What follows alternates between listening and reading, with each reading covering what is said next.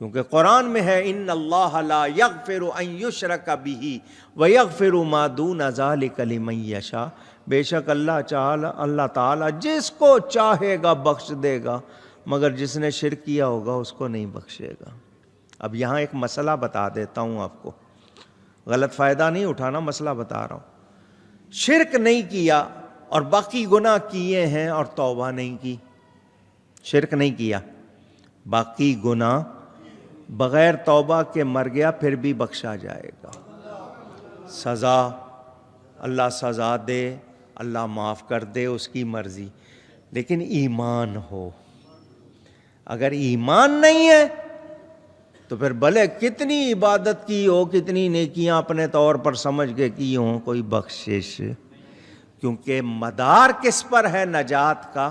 ایمان پر۔ تو اپنے ایمان کو بچانا ہے، اور آج کل ایمان کے چور اور دشمن سب سے زیادہ ہیں۔ تو اللہ کے سوا دوسرا خدا نہ پوجو کہ تم پر عذاب ہوگا۔ اب اگلی آیت دھیان سے سنیں، وَأَنذِرْ عَشِيرَتَكَ الْأَقْرَبِينَ۔ حضور صلی اللہ علیہ وسلم پر جب وحی کا نزول شروع ہوا تو یہ ابتدائی وحی میں یہ آیت اتری، اور اے محبوب اپنے قریب تر رشتہ داروں کو ڈر سناؤ۔ یعنی سب سے پہلے تبلیغ کس کو کرنی ہے؟ کہیے گا، مجھے پوری آواز نہیں آئی، میرا جی چاہتا میں آپ سے 10 مرتبہ کہلواؤں، آپ کو احساس ہو۔ آپ کا بھائی، آپ کی بہن، آپ کی بیٹی، آپ کی بیوی، آپ کے بچے آپ کے قریب، آپ ان کو نہیں کہتے، ناراض ہو جائیں گے، روٹھ جائیں گے، ملنا جلنا چھوڑ دیں گے۔ ہمارا یہی حال ہے یا نہیں ہے؟ بیٹی کا سسرال، نہیں جی کچھ نہیں کہنا، یہ حال ہو گیا ہمارا، اور پھر ہم چاہتے ہیں کہ نہیں ہم پر اللہ کی رحمت ہو۔ آپ نے سنا کہ یہ قرآن جبریل امین لے کر آئے، شیطانوں کا یہ کام۔ ایمان والوں کی شان کیا ہوتی ہے؟ حضور نے فرمایا ان الشیطان یفر من ذل عمر، میرا عمر ایسا ہے شیطان اس کے سائے سے بھی بھاگتا ہے۔ مسلمان کی تو یہ شان ہونی چاہیے، ہم شیطان کے آلہ کار بن جاتے ہیں۔ حضور کی تو بڑی شان ہے، شیطان حضرت عمر کے سائے سے بھاگتا ہے۔ اللہ تعالیٰ نے انبیاء کرام علیہم السلام کو بڑی شان عطا کی، بڑی حفاظت سے قرآن آیا ہے، کوئی گڑبڑ ہو سکتی نہیں، آج بھی کوئی کر سکتا نہیں۔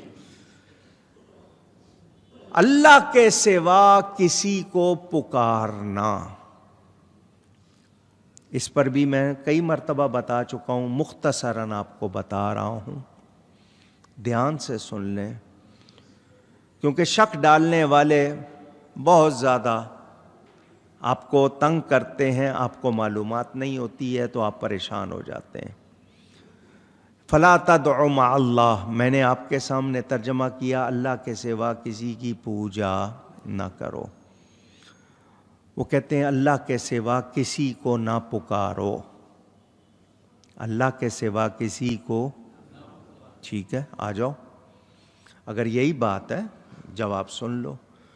اللہ کے سوا کسی کو نہ پکارنے کا مطلب کیا ہے؟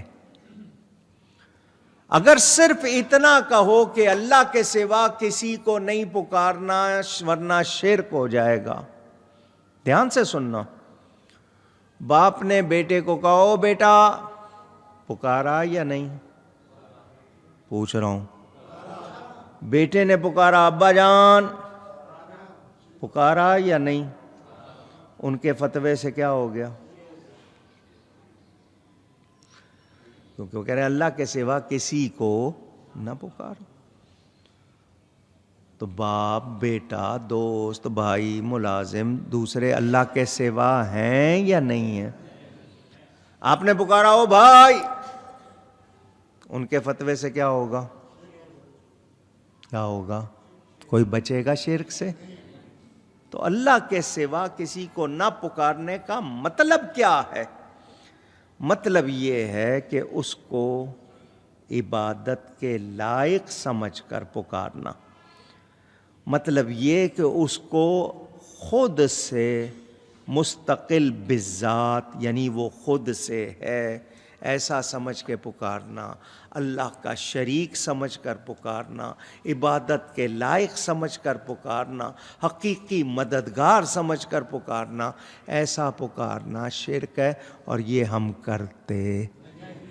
ہم کرتے ہم معبود سمجھ کر، عبادت کے لائق سمجھ کر صرف اللہ کو پکارتے ہیں، اور محبوب سمجھ کر اللہ کے پیاروں کو پکارتے ہیں۔ فرق ہو گیا؟ جب فرق ہو جائے تو برابری نہیں، جب برابری نہیں تو شرک بھی نہیں۔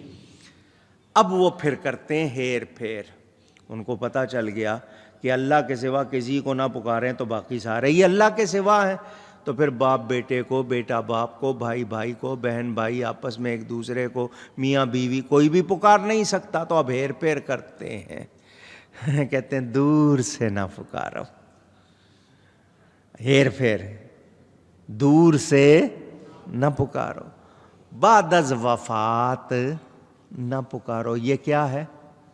ہیر پھیر۔ یہ کیا ہے؟ پھر کہیے گا، ایک بار اور کہیے، یاد ہو جائے آپ کو۔ بھئی اگر شرک ہے تمہارے نزدیک تو دور سے پکارنا یا بعد از وفات پکارنے کا ہیر پھیر کا کیا مطلب ہے؟ جو شرک ہے وہ شرک ہے، جو شرک ہے وہ۔ اب کہتے ہو بعد از وفات نہیں پکارنا، تو قبرستان جا کے کیا کہتے ہو؟ السلام علیکم یا اہل القبور، پکارا یا نہیں پکارا؟ کدھر گیا فتویٰ؟ میں یا غوث کہوں، میں یا علی کہوں تو شرک کا فتویٰ لگاتے ہو۔ تم نے یا اہل القبور کہا یا نہیں کہا؟ بعد از وفات نہیں پکارنا۔ آج انسان کے ہاتھ میں ٹیلی فون ہے، ہتھیلی میں، کان سے لگائے یا نہ لگائے، ہاتھ میں ہتھیلی میں لے کے اس کنارے سے اس کنارے تک بات ہو رہی ہے یا نہیں ہو رہی ہے؟ مائک آپ کے پاس ہے، اسکائپ پہ یا جس طرح بھی آپ بات بھی کر رہے ہیں، شکل بھی پہنچا رہے ہیں، حرکت بھی پہنچا رہے ہیں۔ سائنس کی مان لیتے ہیں، اللہ کے ولیوں کی شان۔ اللہ فرماتا ہے ان کے کان میں ہو جاتا ہوں، جو میرے پیارے ہیں ان کے کان میں بن جاتا ہوں جس سے وہ سنتے ہیں۔ کان بندے کا قوت خدا کی۔ اب دور و قریب کا کوئی مسئلہ رہا ہے؟ میں ابھی پکار دوں گا، نہیں دور ہے مدینہ۔ ہم کیوں پکارتے ہیں؟ کہ ان کو سننے کی شان اللہ نے دی۔ میں نے آپ کو یہ حدیث شریف کتنی مرتبہ سنائی ہے۔ اصل کتاب کا نام نہ بھی لوں تو آپ کو فضائل درود شریف جو تبلیغی جماعت کہلاتی ہے ان کے بڑے کی لکھی ہوئی کتاب، اس میں یہ حدیث موجود ہے۔ ان کا حوالہ اس لیے دے رہا ہوں کہ تم اپنے کی سن لو۔ انہوں نے حدیث لکھی ہے، حضور صلی اللہ علیہ وسلم فرماتے ہیں اللہ نے ایک فرشتہ میری قبر پر مقرر کیا ہے جسے تمام مخلوق کی سننے کی طاقت دی ہے، وہ ہر مخلوق کی آواز سن لیتا ہے۔ کوئی کہیں سے مجھ پہ درود و سلام بھیجے، یہ فرشتہ اس بندے کا، اس کے باپ کا نام لے کے اس کے الفاظ مجھ کو سنا دیتا ہے۔ اب دھیان سے سنو، آپ درود پڑھنے سے پہلے اپنا نام لیتے ہو؟ اپنے باپ کا نام لیتے ہو؟ آپ مائک لگاتے ہو؟ آپ تسبیح پہ آہستہ آہستہ پڑھ رہے ہیں، ہونٹ ہل رہے ہیں، وہ سن رہا ہے۔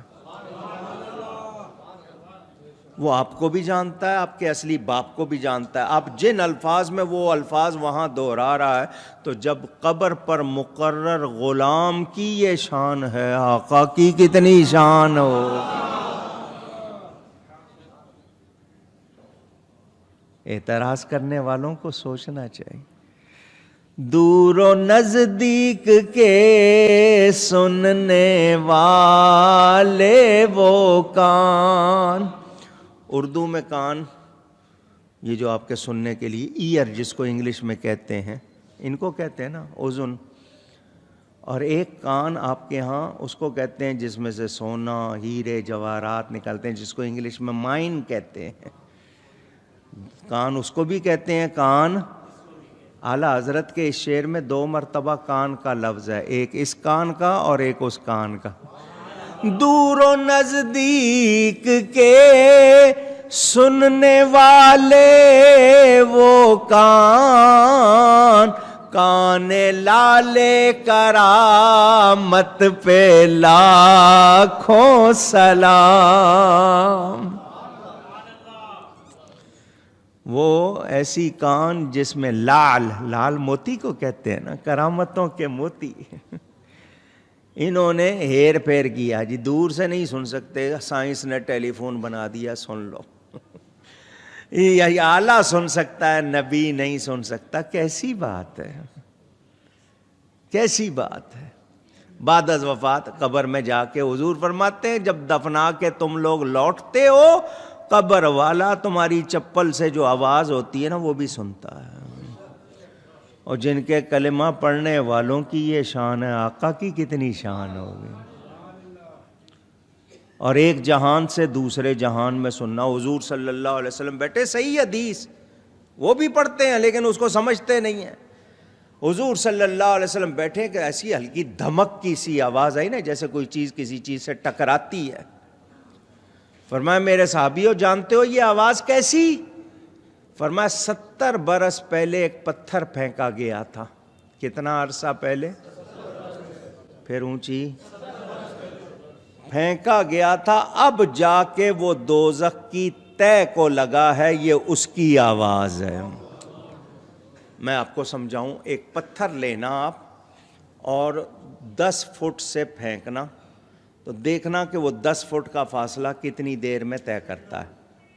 آپ سیکنڈ لکھ لینا، پھر اس کے آپ سیکنڈ کے منٹ بنانا، منٹ کے گھنٹے، گھنٹے کے دن، دن کے مہینے، پھر سال بنا کے 70 سال میں اندازہ کر لینا کہ کتنا فاصلہ طے کیا ہوگا اس نے.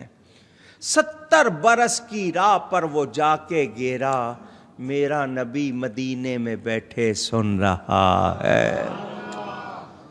وہ دوزخ میں جا کے گرا، وہ دوسرا جہان ہے نا. دوسرے جہان کی اس جہان میں آواز سنی یا نہیں سنی؟ تو اس جہان سے اس جہان کی نہیں سن رہے؟ یہاں سے وہاں کی سن رہے ہیں تو وہاں سے یہاں کی سن رہے ہیں. اور جو پیارا بن جائے، اللہ فرماتا ہے میں اس کے کان بن جاتا ہوں. تو نبی تو وہ پیارا جس کی خاطر کائنات بنائی. اللہ نے کتنی شان عطا فرمائی ہوگی، مگر ان کی سمجھ میں آتا تو اللہ کے سوا کسی کو معبود سمجھ کر، عبادت کے لائق سمجھ کر، یا اس کو مستقل بذات کہ یہ خود سے ہے اور ہمیشہ کے لیے ہے، یہ خود سے کمال والا ہے، یہ مستقل متصرف ہے، یہ مستعان حقیقی، ایسا سمجھنا یہ ہمارا کام. ہم اللہ کا پیارا سمجھ کر پکارتے ہیں، پکارتے آئے ہیں، پکار رہے ہیں، انشاءاللہ پکارتے رہیں گے. ہم یا علی یا غوث پکارتے ہیں، وہ سنتے ہیں، مدد بھی کرتے. اللہ نے ان کو طاقت دی. میرے والد صاحب قبلہ کی کتاب ہے راہ حق. یہ پکارنے کا، دور سے پکارنے کا، بعد از وفات پکارنے کا مسئلہ بڑا پیارا لکھا ہے، جس کا دل چاہے پڑھ لے. اردو میں ہے، اس کا انگلش ترجمہ کروانے کی کوشش کر رہا ہوں. اس میں سارے حوالے جمع کیے، کس کس نے پکارا، کس کس نے سنا. یہ اللہ کی عطا سے مانتے ہیں، کسی نبی ولی کا ذاتی کمال نہیں. گفتگو جاری ہے انشاءاللہ، باقی بیان آئندہ جمعے. گفتگو میں کہیں کوئی غلطی ہوئی ہو، اللہ کی بارگاہ میں توبہ کرتا ہوں. وآخر دعوانا ان الحمد للہ رب العالمین۔